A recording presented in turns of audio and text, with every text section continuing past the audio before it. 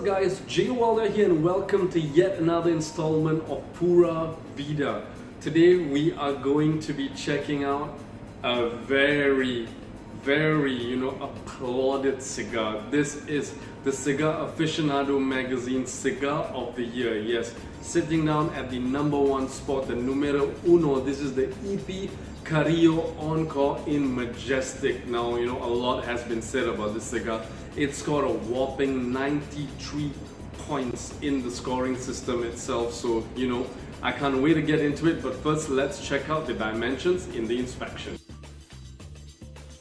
Coming in at a length of 5.6 inches long by a 52 ring gauge, this is a Nicaraguan Puro with a very special beautiful wrapper actually from Jalapa itself. It's a Nicaraguan Habano seed wrapper, and of course the filler and binder come from Esteli, Jalapa and Condega, so the three main regions of Nicaraguan tobacco itself. Beautiful band on it, as you can see.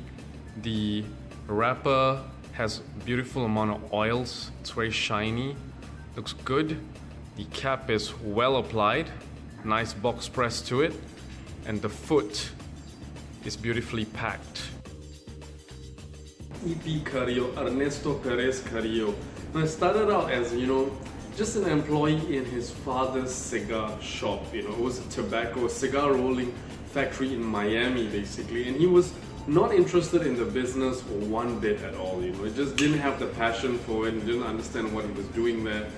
Then later on, the father decided that he was going to sell the company, and he was like, no, I think we could do something with it. And his dad passed away, and he later on found great success in crafting the La Gloria Cubana cigars, and I'm not talking about the ones from Cuba, I'm talking about the non-Cuban La Gloria Cubana itself. Those cigars were a huge hit, and if I'm not mistaken, General Cigars bought over the company, or he sort of got into a joint venture with them. But later on, he came out of the joint venture, and this guy is a genius when it comes to reinventing himself. So he sought to find something new, and that's where he started his own line itself. One of them, among them, was the Encore series.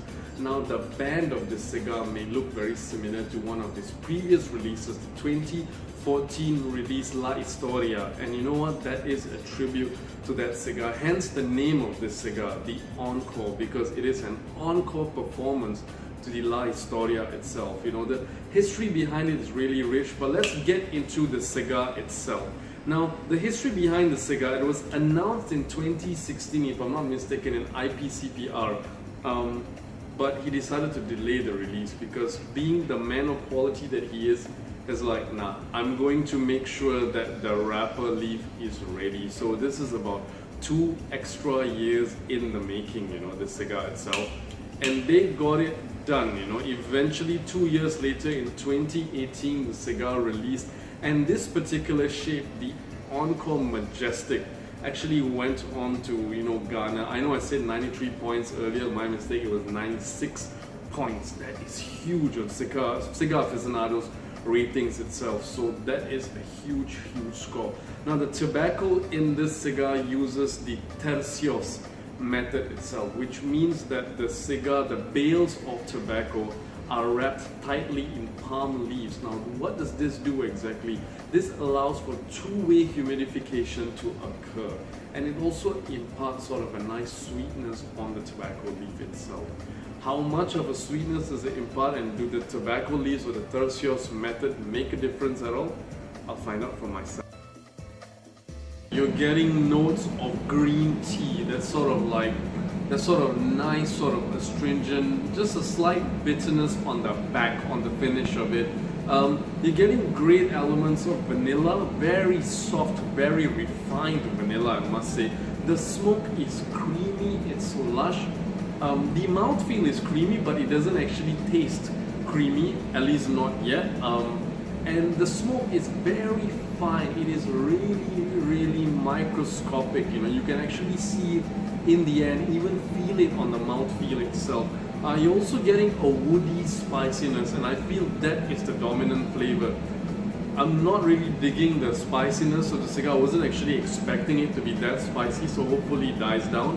When I say woody spiciness, you know, it's almost like a 15-year-old single malt, you know, the oak barrel sort of spiciness. You're getting that just on the tip of your tongue and on your lips as well. But it's very sort of fine spiciness. It's nothing that's just too overpowering or anything like that.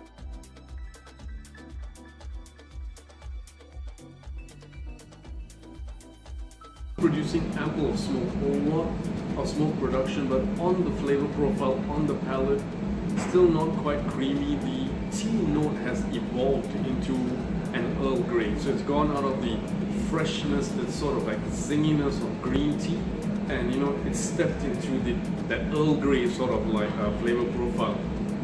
You're getting nothing much more than that actually, just a nice sort of like sweet vegetal note at the end. The vanilla has died down.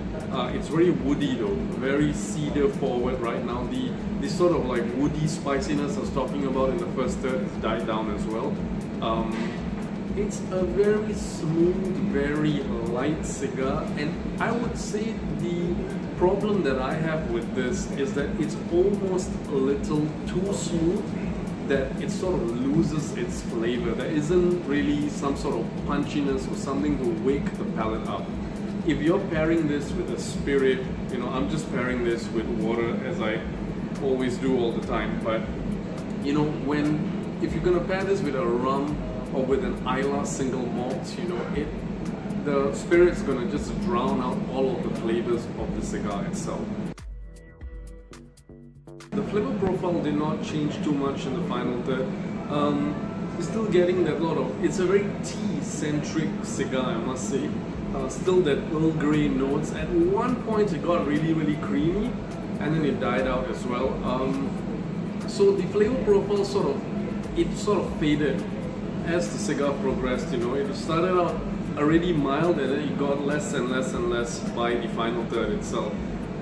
There's really nothing much to say in the final third. You're getting a lot of cedar wood, you know, just standard generic cedar wood, very dry cedar wood.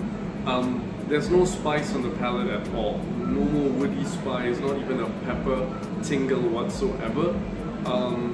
Just Earl Grey flavor profile. So I think all in all, there's nothing against E.P Carillo cigars whatsoever, don't get me wrong. But I guess when it has been crowned #1 by Cigar Aficionado, the expectation has been raised tenfold, and I think that's the only fault that the cigar suffers, the reputation and the expectation that, you know, the ranking gives it itself. So I really have nothing much to say. Make what you want of it. If you can find a stick, try out a stick first. Let me know your thoughts in the comments section. You asked me in comparison to the #1 cigar that Cigar Journal crowned, the Rocky Patel. I enjoyed that a lot more than I enjoyed this cigar. That's just my personal opinion. Try one for yourself and let me know what you guys think in the comments. Alright, I'll see you guys in the next installment of Pura Vida. Till then, take care, bye bye, and stay smoky.